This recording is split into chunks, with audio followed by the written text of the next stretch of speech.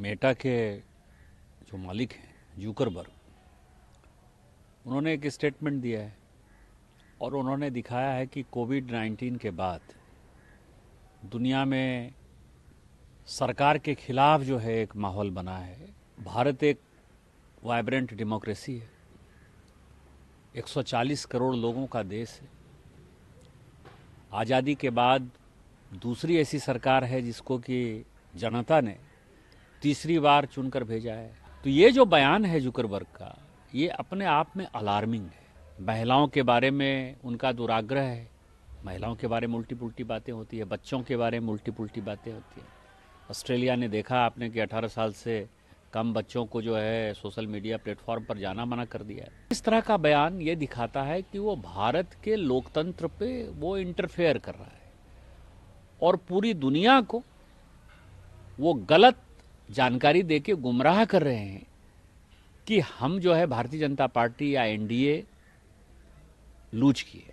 Meta के जो मालिक हैं जुकरबर्ग, उन्होंने एक स्टेटमेंट दिया है और उन्होंने दिखाया है कि कोविड-19 के बाद दुनिया में सरकार के खिलाफ जो है एक माहौल बना है और उसमें उन्होंने भारत का भी जिक्र किया है।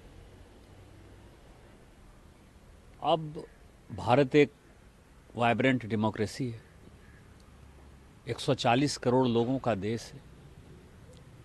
आज़ादी के बाद दूसरी ऐसी सरकार है जिसको कि जनता ने तीसरी बार चुनकर भेजा है। हम पिछली बार 303 थे, आज भी लगभग 298 299 के आसपास हैं, मान के चलिए कि 300 ही हैं एनडीए। तो ये जो बयान है जुकरबर्ग का, ये अपने आप में अलार्मिंग है, क्योंकि पूरी दुनिया में ये माहौल चल रहा है कि जो सोशल मीडिया प्लेटफॉर्म्स हैं, एक तो महिलाओं के बारे में उनका दुराग्रह है, महिलाओं के बारे में उल्टी पुल्टी बातें होती है, बच्चों के बारे में उल्टी पुल्टी बातें होती है। ऑस्ट्रेलिया ने देखा आपने कि 18 साल से कम बच्चों को जो है सोशल मीडिया प्लेटफॉर्म पर जाना मना कर दिया है। दूसरा वो पॉलिटी जो है, जो पॉलिटिक्स है, जो सोशल लाइफ है, वो प्रभावित करता है। ये पूरे दुनिया में इस तरह की बातें चल रही है, खासकर आर्टिफिशियल इंटेलिजेंस के बाद ये चीज़ें और भी प्रभावी हो गई हैं।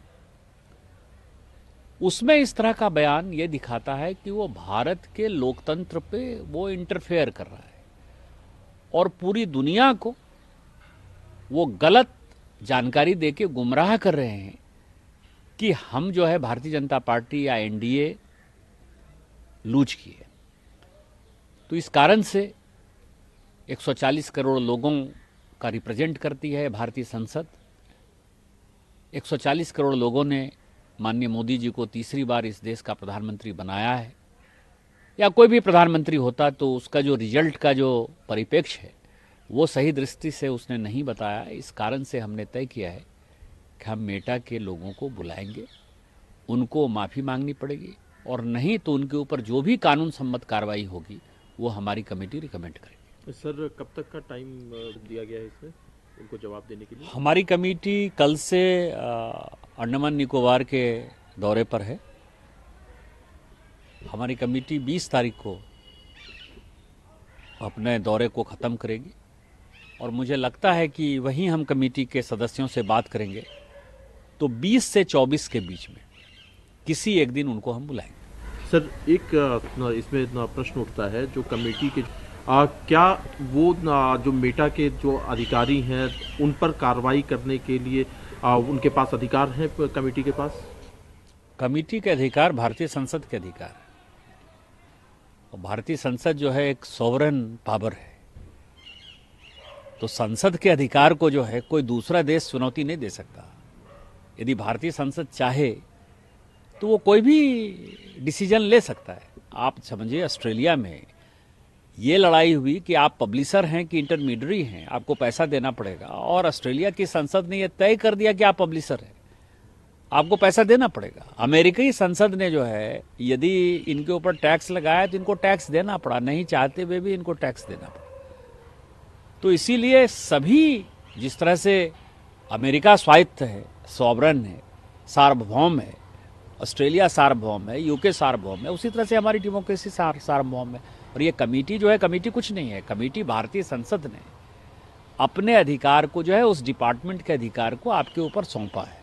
तो इसमें सभी पॉलिटिकल पार्टी के रिप्रेजेंटेशन है और इसका जो डिसीजन है वो फाइनल डिसीजन है। और सरकार जो है, हम सरकार को उसके कार्रवाई के लिए कहेंगे और सरकार कार्रवाई करेगी।